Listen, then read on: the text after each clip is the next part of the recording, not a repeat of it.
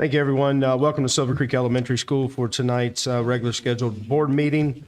At 6:30, I will call this meeting to order. At this time, if we would please rise for the Pledge of Allegiance, led by Mr. Basham, followed by Dr. Balmer and the invocation. Pledge allegiance to the flag of the United States of America and to the republic for which it stands, one nation, under God, indivisible, with liberty and justice for all. Heavenly Father, we just give thanks for being able to gather here this evening to be a part of this wonderful school district. We are so thankful for each and every student we have here. Help us stay aligned to our purpose of helping each one develop the skills necessary to maximize their strengths so they will leave this. When they leave us, they're prepared to make their mark on this world. We're so thankful for all of our staff that pours their heart and soul into our students each and every day, and the community is supportive beyond measure. Help us always remember to stay focused on all the great things that we have as we work to continually improve as a district. Please continue to send your blessings our way. In Jesus' name, amen. Amen.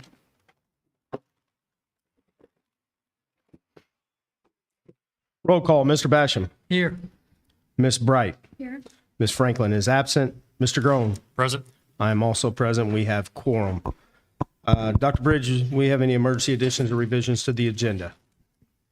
Good evening. No, there are no recommended revisions to the agenda this evening. All right. Next up, we have approval of minutes from the August 8th regular school board meeting, the August 8th executive session, and the August 14th executive session. Do we have a motion to bring that to the floor? Also move. Mr. Grohl makes a motion. Do we have a second? Second. Mr. Basham seconds. All those in favor, please say aye. Oh, I Those have, opposed? I'm sorry, I had one thing. On the August 8th minutes, it said that the meeting took place in the middle school, and it actually took place here. But that's the only thing that I saw. On the which minutes? August 8th? Which one? Regular minutes. Oh, I'm sorry, the regular. Okay,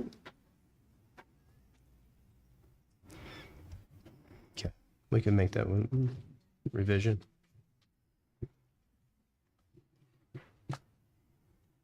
We'll revote if we could. We have a motion and a second. All those in favor, please say aye. Aye. Those opposed? Motion carries 4-0. At this time, we have Damian Magnos with Raymond James to give a presentation on the resolution for the bond financing resolution that we have. Well, it's not really a presentation, just I thought you guys were going to discuss. Yeah, absolutely. Did you not, did he not say he was going to? Okay. Thought I wasn't crazy. Nope, that's okay. Jacob McClellan with Bose, McKinney, and Evans. I'm here filling in for Dennis tonight. The resolution before you, it authorizes bonds for the project in an amount of not to exceed $42 million. It authorizes a preliminary official statement and an official statement for the marketing of the bonds. This is very similar to the process you guys went through in 2021. It authorizes an addendum to lease. You guys previously have signed a lease amendment kind of tied to these bonds, and that included not to exceed amounts. And the addendum will, once the bonds have priced, bring those not to exceed amounts down so that the rental payments under the lease are in line with your bond payments. If you'll recall, the building corporation you issue through, you lease from them some of the facilities where the projects will be, and the lease payments get assigned to a bond trustee. The bond trustee uses those to make the bond payments. So this is the final authorization in the process. I think Damien's working on marketing. I'll let him talk about that in a little bit, but I think we're looking at a mid to late September pricing. Once we price, we'll get together closing documents with the final numbers, put in those, and get those down here for signature. And then funds would be available probably 2 to 3 weeks later. Usually there's 2 weeks or to 3 weeks between pricing and closing. With that, I'd be happy to answer any questions, or I can turn it over to Damien to kind of talk through the update of the financials. I don't have any, thank you. Okay. Nothing.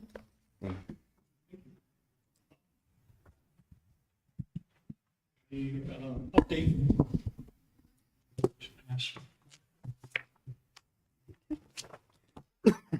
So it's been a while since I've been in front of the board. A lot has happened, not so much with the project-wise, but more just kind of with the economy market.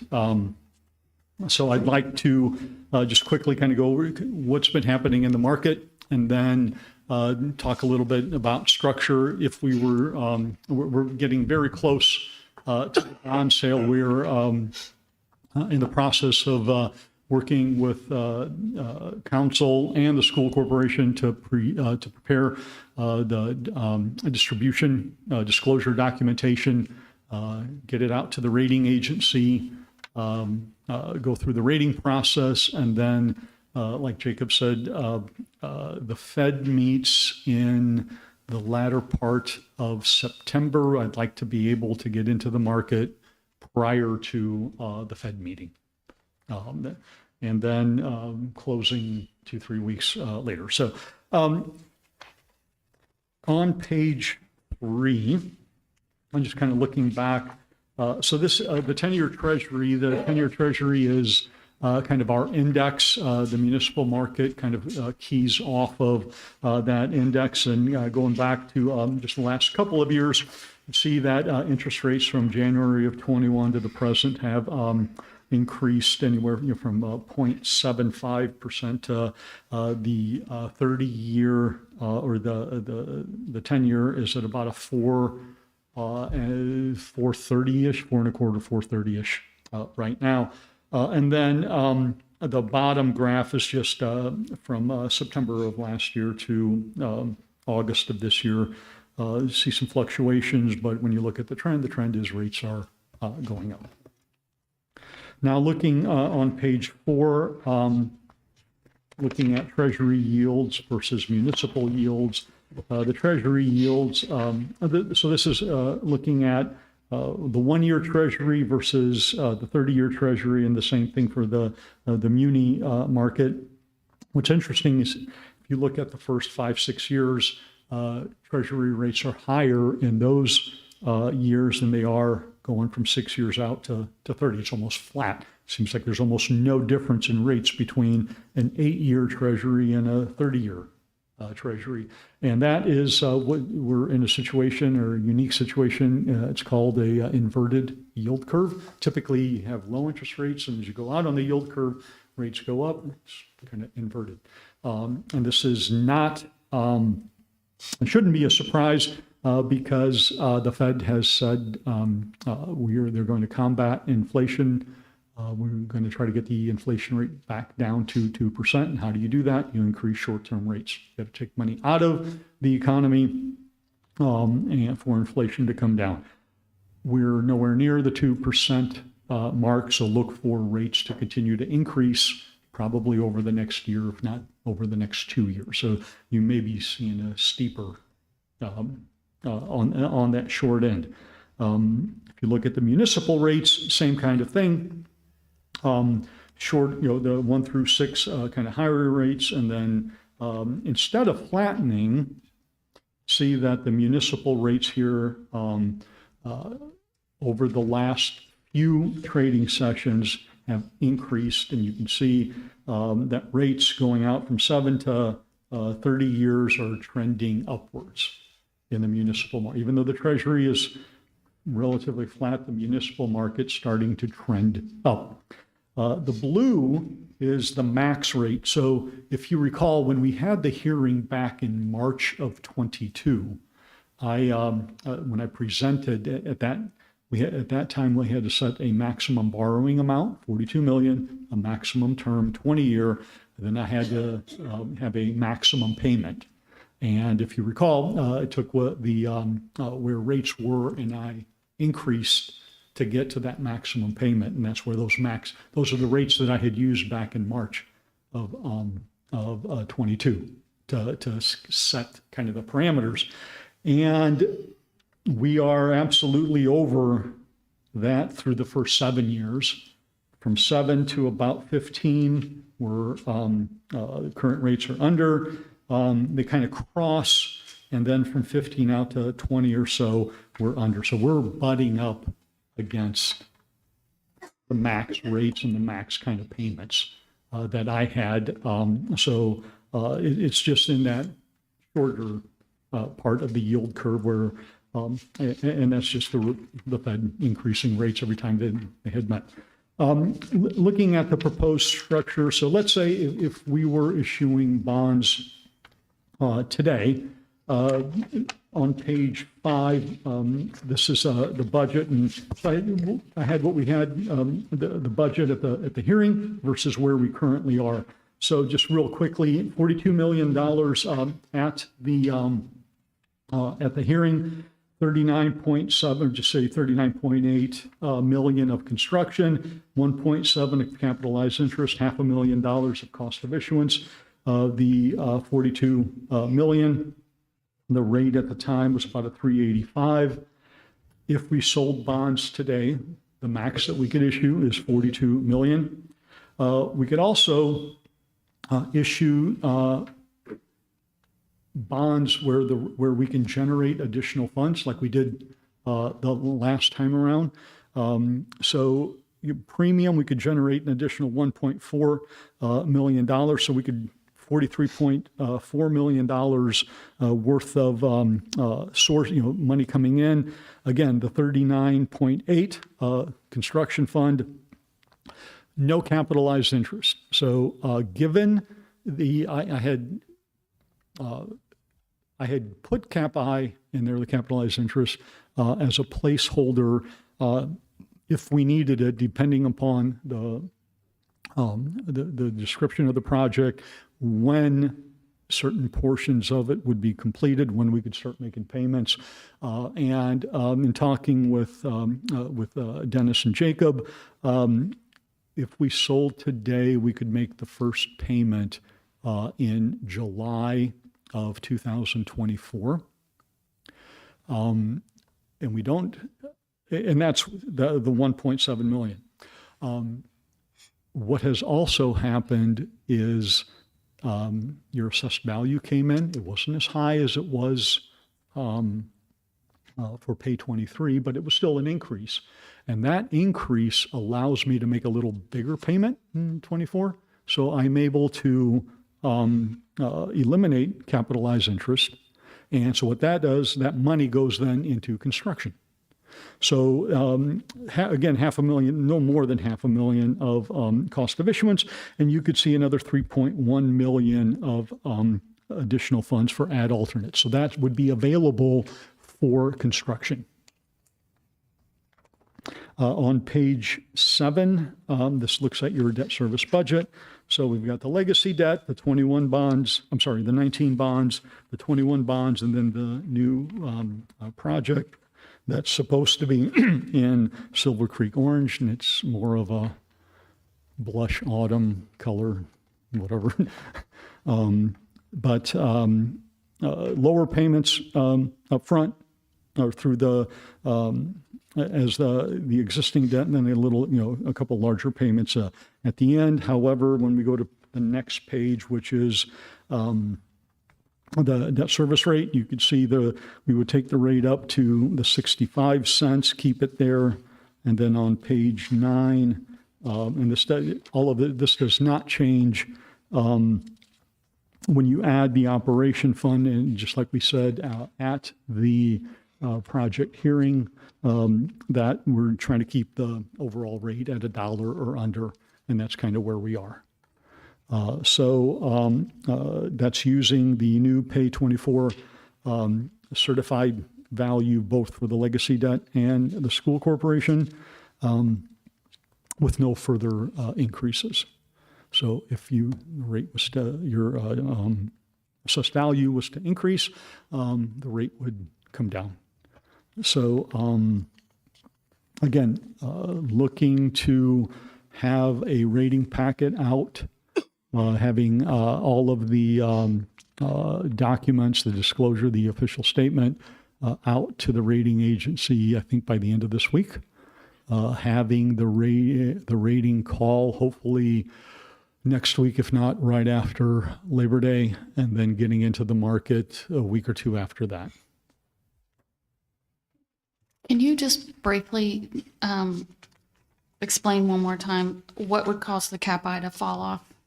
From the projected hearing, the cap-I was almost 1.7, but you said that could fall off. Can you just briefly explain why that would fall off again? Okay, so capitalized interest, when we, at the hearing, so your first I had your first payment in January of 24, and then January of 24, and then July of 24. So if we were to have to make a January of 24 payment, that means you have to collect in December of 24, which means you had to put it in your budget last year. Okay, so we didn't have a bond issue. We were going to wait until now. And we were also hoping that your AV would increase, and we were also hoping that we could legally push that January, get rid of that January payment, really get rid of it, but push it to July of 2024. So there is no January of 24 payment. So your first payment will now be in July of '24, you can levy this year to collect next year. And we know what the assessed value is, so I know what that payment has to be. And we talked about that with Dr. Ballmer and Dr. Harmon. So we know what that payment is. And so I don't need the 1.7. You're actually you can levy for it and make that payment.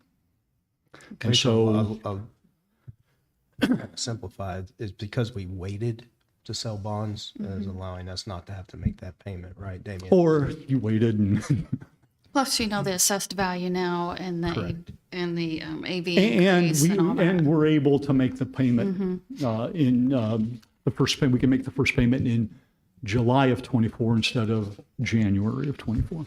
Damien, I have a question. So when we sold bonds the last time, we weren't able to, since we were such a new school Right. corporation, we were not really able to get an S&P rating. Are we structured enough now and that you think we can come back with an A+ rating or? Oh, yes, yeah, yeah.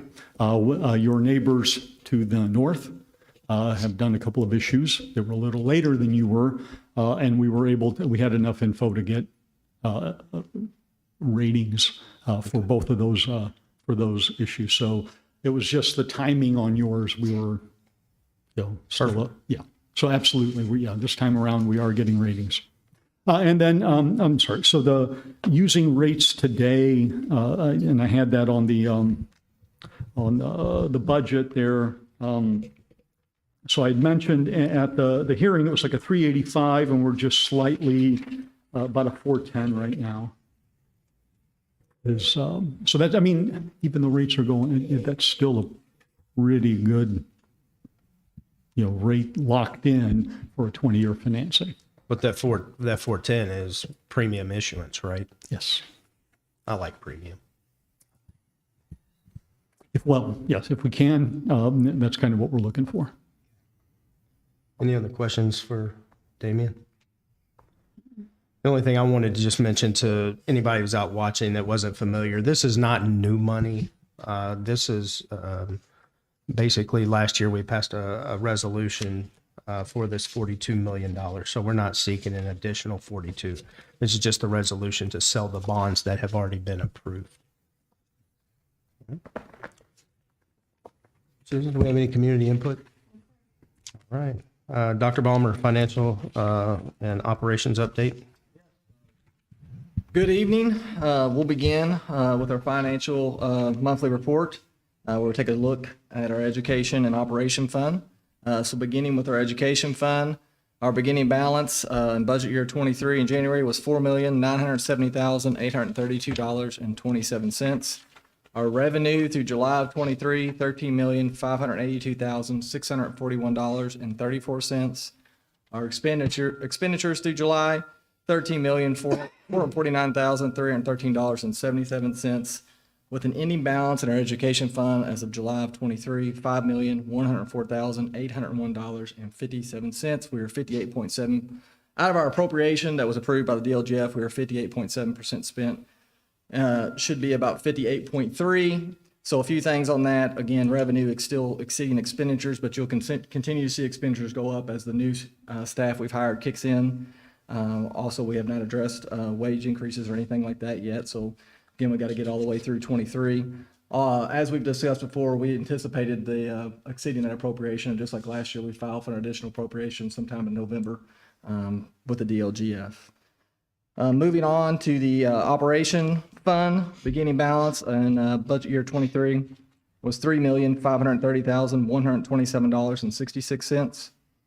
Our revenue in the operation fund through July, $4,662,658.68. Expenditures through July, $4,200,853.76, with an ending balance in our operation fund as of July 23, $3,991,932.58. We're 50.9% spent in that fund, expect to spend about 58.3%.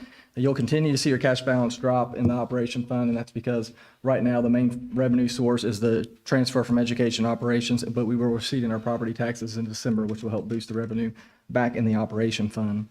Some additional finance news. We want to welcome Emma Noggle to our finance team. She's our new accounts payable, and she's doing an excellent job. She's been a great addition, so very thankful for her. She also brings some grants experience, so she has, again, been a great addition.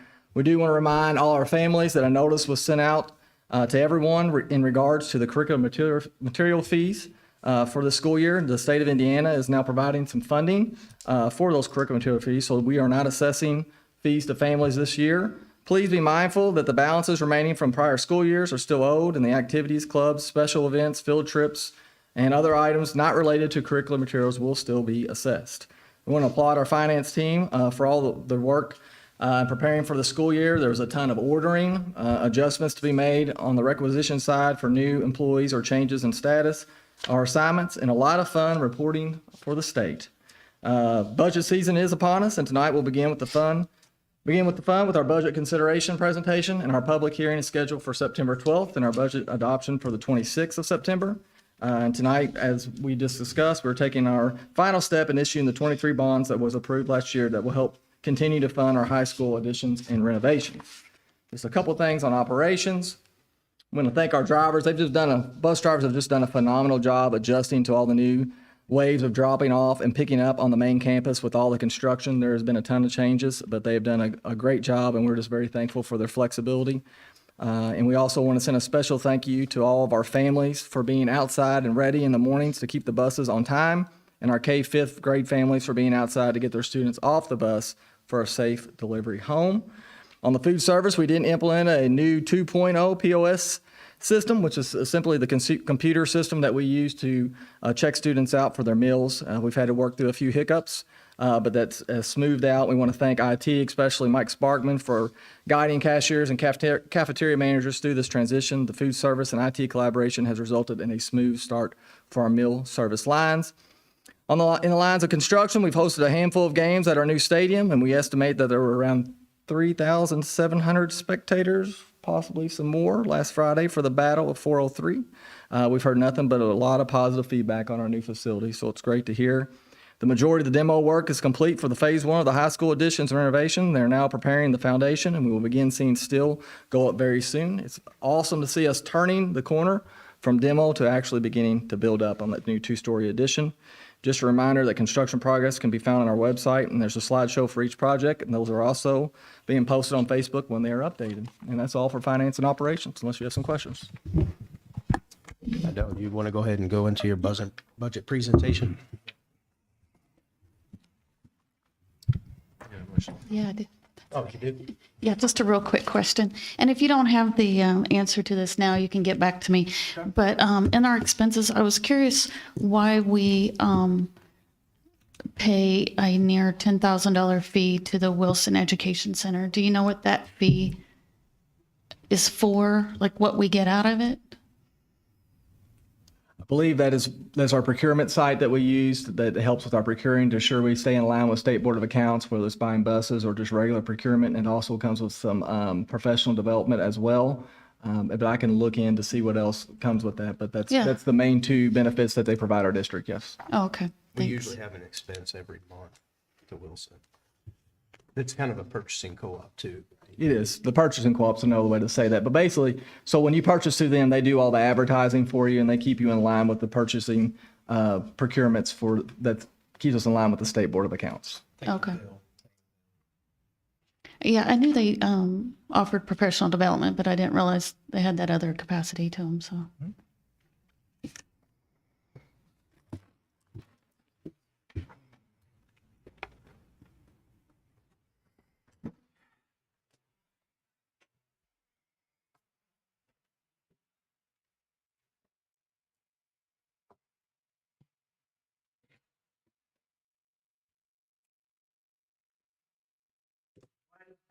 Budget season is upon us. That doesn't make the hairs on the back of your neck stand up. I don't know what will. But again, we are heavy into budget season. And in all honesty, budgeting is kind of a year-round thing. We're constantly getting input to figure out what is it that we need for our district in order to be successful, equipping the people they need, and obviously valuing our employees. But there's a lot of conversations that go in with our principals, our directors, whether it comes to staffing needs, building needs, you name it. So these are ongoing conversations we have as we progress through the year. But we have sat down and worked on the 24 budget, and we're going to go over some considerations that were put into place as we were preparing for the 2024 budget. So today we're going to cover the considerations for the education fund, the same with operation with a special focus on our capital projects and bus replacement plan, considerations for the rainy day fund, the debt service funds as well, next steps. And Robert Kosky says the best way to predict the future is to study the past. Very interesting fact with Silver Creek is we're a very new district. Now you may say, well, no, we've been around since July 1 of 2020. That is true, but from a financial standpoint, that is not a lot of data. And this is another interesting fact. 2023 budget year, which is this budget year, will be the first year that represents only Silver Creek expenditures and revenue. Every budget year cycle before this has expenditures or revenue in there that was a result of moving away from West Clark or splitting with West Clark. So this, when we wrap up 23, that will actually be our first full data of Silver Creek revenue and expenditures. So I'm looking forward to that baseline to continue to make budgeting decisions as we move forward. Talking about our education fund, we'll first talk about our appropriation. I want to remind everybody, an appropriation is the authority to spend. It's what the DLGF approves you to spend. It's not what you are required to spend or have to spend, and that's a very important point. As we look at our education appropriation this year, what we're trying to eliminate is doing those additional appropriations at the end of the year. You know, not always avoidable. Just keep in mind, we were growing over 100 plus kids at a time, and a lot of time that just requires new staff and additional appropriation, but with that new students becomes revenue. So that is an okay way to go. But this year, what we're going to look to do is put enough padding in there to eliminate having to file for an additional appropriation at the end of the year. And that there's just a little bit of risk with the additional appropriation. Again, if you can avoid that, that's best. So that a padding there. The goal will be not to spend it, but just to give us the cushion so we don't have to file for the additional appropriation. And then once our budget's approved, we'll go line by line, which is thousands of lines, expenditure lines, to adjust to what we actually spent. So add, delete, or what do we need to do to actually match up to the spending. And we use past data on how we spent to do that. And the positive of that is that it helps you with tracking your budget as you move along the budget year. Transfer to operations, we're going to recommend to continue making that education to operation transfer. Back when the state, the legislation approved the model change for school finance and you moved away from the general fund to an education operation, there was about a 15% shortfall in the operation that was moved into education for salary benefits that wasn't that general fund. So essentially that's why they allow you to transfer 15% of your education to your operation. It's also a key part of kind of building your rainy day, which we'll talk about later when we cover the rainy day. Another few important items with the education fund, ADM, how many kids you have. The education fund is mainly driven by your total state tuition support, which is how many kids. With the new legislation, we're about at $6,500 per kid. Last fall, we were 3,067 students. We're floating around 3,075 right now. That is not nearly the increases we have seen in the past. However, we'll take some sustainable growth at this time. As you know, we're kind of busting at the seams. We're under construction, and we know there's a lot of development going around. So it's not a matter of if, it's when we'll start seeing more kids. But right now, we're happy with where we're at from an ADM standpoint. New positions, we did hire some new teachers, a kindergarten, a couple third grade, new programming at the high school. So some things we felt like we really needed. Also, there was some admin support that we added as well at the elementary that was well needed with the numbers that they have. Another thing, so those new positions will factor into the 24 budget. Obviously, wage increases, which won't be addressed until we know our ADM. That's all based on revenue. We want to continue to value our employees, but do it in such a way within our budgetary limits. Then we'll look at the ECA schedule as well. One key note to notice is the 24 fiscal year funding versus 25 fiscal year funding. When the General Assembly passed the 2-year budget, they put most of the increased funding in 24. There's about a 6% increase in 24, only a 1%, around a 1% in 25. So we need to be very mindful when we're hiring, when we're doing wage increases, to really keep that in mind, that there's going to be a big increase and then a very small increase. And we will keep that in mind as we address these things moving forward. Going on to operations, again, we need to adjust our appropriations. We'll go line by line in our operation fund and get that to match up our spending as accurately as possible for the best tracking. And all of our directors, we monitor those budgets and check those monthly to make sure we're staying on target. Some other items will continue to appropriate safety. As you know, we added a fourth SRO, and most of that is covered through a safety grant, but we'll use some of this appropriation to cover the remaining, and then some other items that we want to address with safety as we move through the year. We will ask the DLGF to approve the max levy of 4%. Last year it went up 5%. We can increase it by a max of 4% this year. So we will seek the maximum 4% and also plan to increase our appropriation by 4% as well. And again, that's important to take advantage of that because of the operating expenses continue to going up. The 19 bonds, we've been able to leverage that to help with some operation expenses, some leftover funds there. I do anticipate those being completely exhausted by the end of this school year. There's not a whole lot left there. By this calendar year, by December. So the 19 bonds will not be a factor in helping cover operational expenses in calendar year 24. Some plans we'll look at that have to be both, we have to put notices out and they have to pass resolutions for these as a part of the budget is the bus replacement and the capital projects. The bus replacement plan, sorry if that's a little small. You have to show 5 years of bus replacement. So if you look at 24, we're looking at purchasing one 66 passenger yellow bus and one ECA, the white bus. And just to let you know, we're budgeting 160 for the yellow and 115 for the ECA. We used to budget 109 and 75. That's how much these have went up. I will give Ms. Caver a lot of credit that she has found multiple opportunities in previous years to keep us from taking the full hit of this, but we're going to budget the full amount because I'm not sure we're going to continue to get that lucky. So we have a $275,000 that we're budgeting for 24, and you can see the plan. We continue to replace buses as we go into 25, 26, 27, 28, some ECA buses, some more 66, 72 passengers, and then at the very bottom of 28 that is our special education bus that has a special lift. That's why there's a little increase in pricing and a lower capacity. So those are a little pricier to accommodate the needs of our students. The capital projects plan, you have to advertise anything you're planning on spending over $10,000, whether it be a project or an asset. So we are just simply looking to continue to replace carpeting and flooring where needed in our buildings, whether it be for a pipe burst, which happens from time to time. We hope to avoid that this year, or just routine improvements for our buildings. On the asset side, you'll see too that both of these were in the 23 budget. We just have not moved forward, and we're not sure we're going to in 23. So we'll either purchase these in 23, but we'll go ahead and set ourselves up to purchase them in 24 as well, because we're not sure. But these are only two things that we really see that are over 10,000. That's an asset that we really need to get sooner than later, either in 23 or 24, which is a corporation maintenance vehicle and a scissor lift. Moving on to the rainy day transfer consideration. You can transfer up to 10% of your total budget in a rainy day. We do not. We have made some transfers, and we need to continue to do that. The recommendation is 15% of your total budget in your rainy day. It's not a matter of if, but when you will need a rainy day to cover some type of expenditure, whether it be a roof, turf, you name it. There's a lot of possible expenditures. So the recommendation is to carry a balance under about 15%. So we do need to continue to look at transferring to build that rainy day fund up to be ready for an emergency. Also, in this budget cycle in 24, we will go ahead and get the DLGF to approve an appropriation. So again, give us authority to spend out of a rainy day, but the board will have discretion on how we use those funds. But we will not have to do an additional appropriation in 24, I don't anticipate, because we're front loading that. So debt service fund. So when we prepare a budget, we're very unique. We have two debt service funds. Most school systems just have one, debt funds. We have a debt service and a debt payment. The debt service services Silver Creek debt, that'd be the 19Bs, 21, and this new issuance, the 23, and some common school loans. And then the debt payment services all the old West Clark debt. Part of the interlocal agreement was that Silver Creek would take on the debt payment. So the debt service is the assessed value just for Silver Creek. Debt payment encompasses all West Clark assessed value, so you have two different assessed values as well.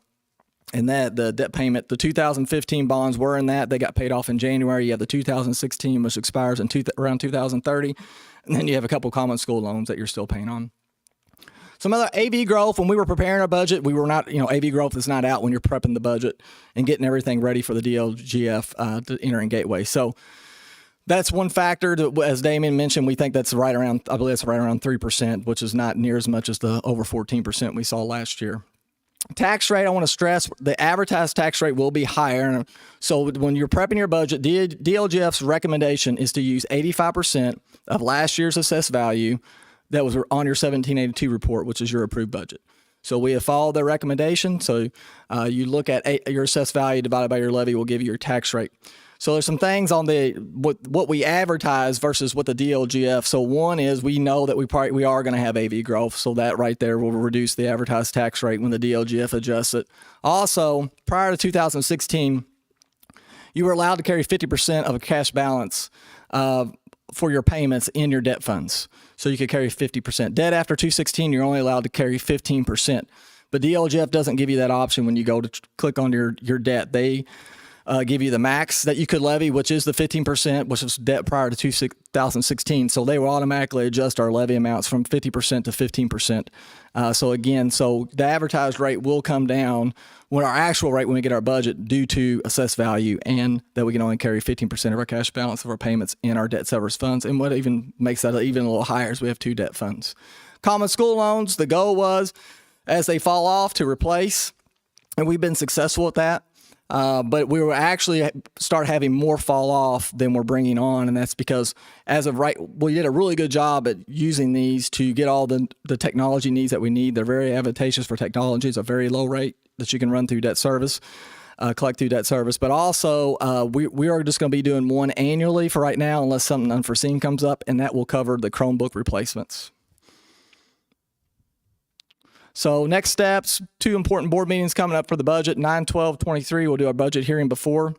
That's at 6:30 p.m. And then on 9/26, we'll actually be asking the board to adopt the budget via resolutions that they will pass. If that is adopted, we will submit to the DLGF. DLGF will make the adjustments, kind of talked about tax rate and stuff. They will make all those adjustments. Send us our 1782. We'll review. If we want to have any adjustments that we feel like we need in, we can. If not, we'll submit back, and then within 10 days, and then it is finalized. Thank you, and go Dragons. Any questions?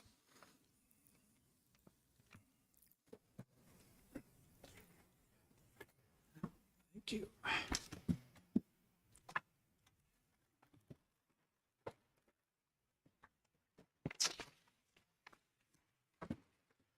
Do you have any questions for Dr. Balmer on his budget presentation? No, thank you. Thank you. All right. Dr. Briggs, consent agenda?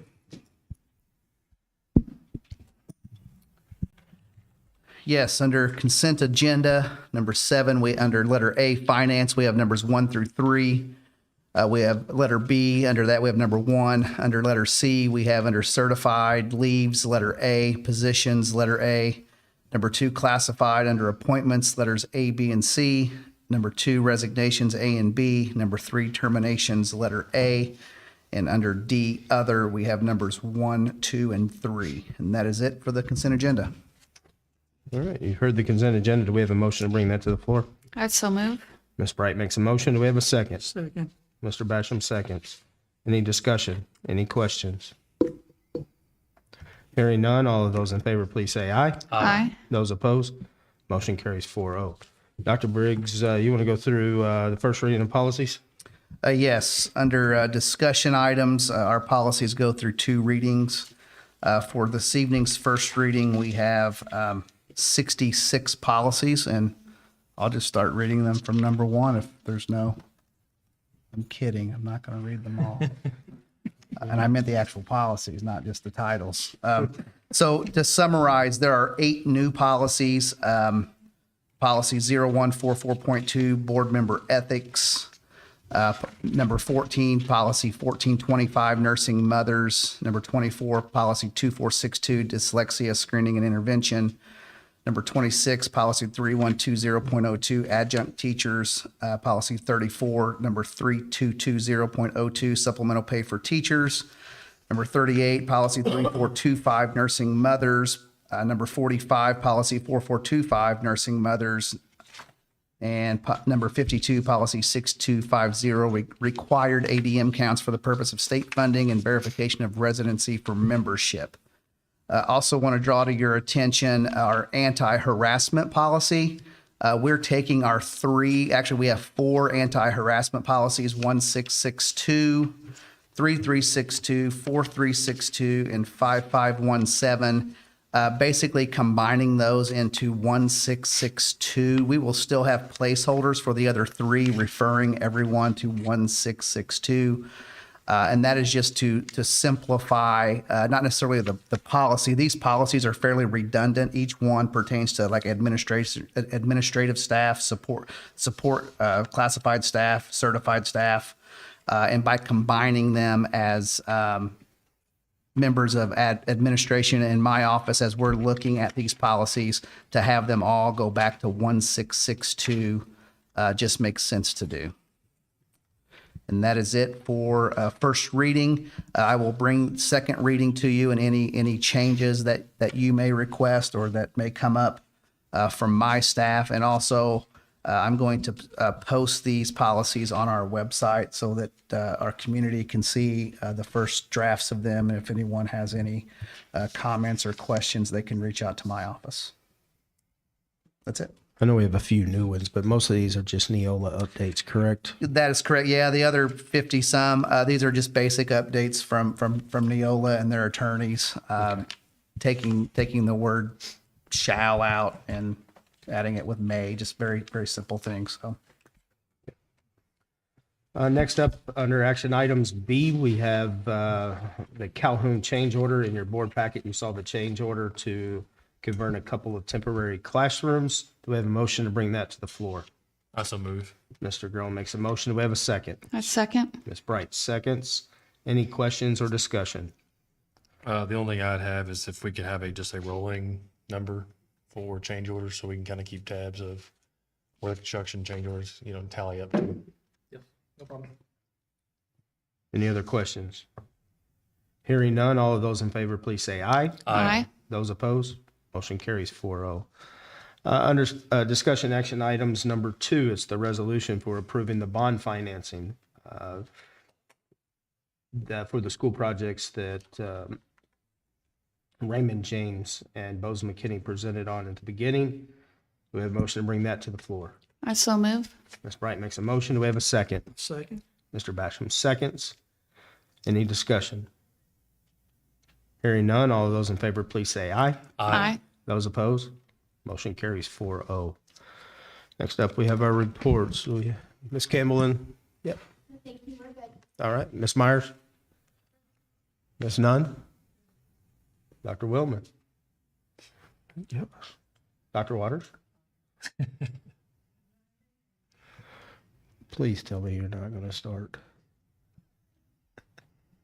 I was going to pass, but not now. We had it on a roll. Yeah, I know. I'm going to stop that roll. So, no, just real quick. I think things are going well. Everyone's off to a great start, as Dr. Bomber mentioned, with operations, with our teachers and teaching and curriculum. Things are off to a great start. So thank you to everyone for the great start to the school year. And thank you to Dr. Bomber for his information he shared tonight with the budget. One of the hardest if you did the budget constantly, it would be very hard and difficult, but you do it once a year. And so, Dr. Bomber is a quick study. He is working with some great people, but yeah, he's put together a great presentation and a great plan for us moving forward. So thanks, Todd. That's it. Mr. Basham? Oh, I'm sorry. Dr. Balmer, I thought maybe you talked enough already. You just didn't want to talk anymore. I'll make it quick. I just want to thank Jacob and Damien for coming down today and helping with our presentation, all the hard work with the bond issuance. There's quite a bit that goes into that, and also our building corp who came out to meet us today as well. So just want to thank them.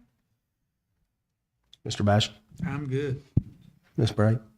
I would just like to say, or give a big shout out to our transportation department. We know they're great, but I think in light of the last few weeks, we're reminded of how great they are. I like that, we've never had to cancel bus routes or have delayed routes, significant delays or anything like that. And I just really appreciate how well it runs. And then I'd also like to say thank you, Dr. Balmer, for the presentation. That was very concise and easy to understand. So other than that, Mr. Grove? Yes, kudos again, Dr. Ballmer. Thanks for everything you did.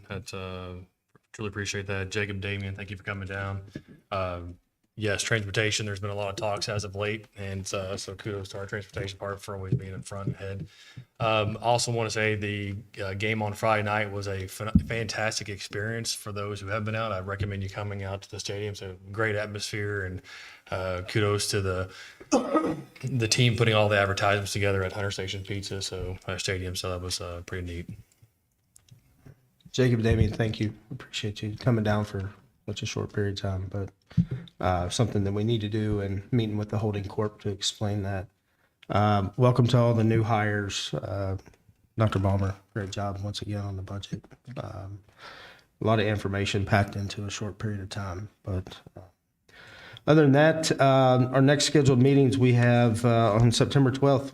We have quite a few here at the Silver Creek Elementary School. We'll have our budget hearing at 6:30. We'll have our regular school board meeting at 6:35. And we also have added an executive session with Dr. Byron immediately following, and then our work session on September 20th here at 5:30. All right, if we have nothing else, we have a motion for adjournment. I so move. Ms. Bright makes a motion. Do we have a second? Second. Mr. Basham seconds. All those in favor, please say aye. Aye. Motion carries 4-0.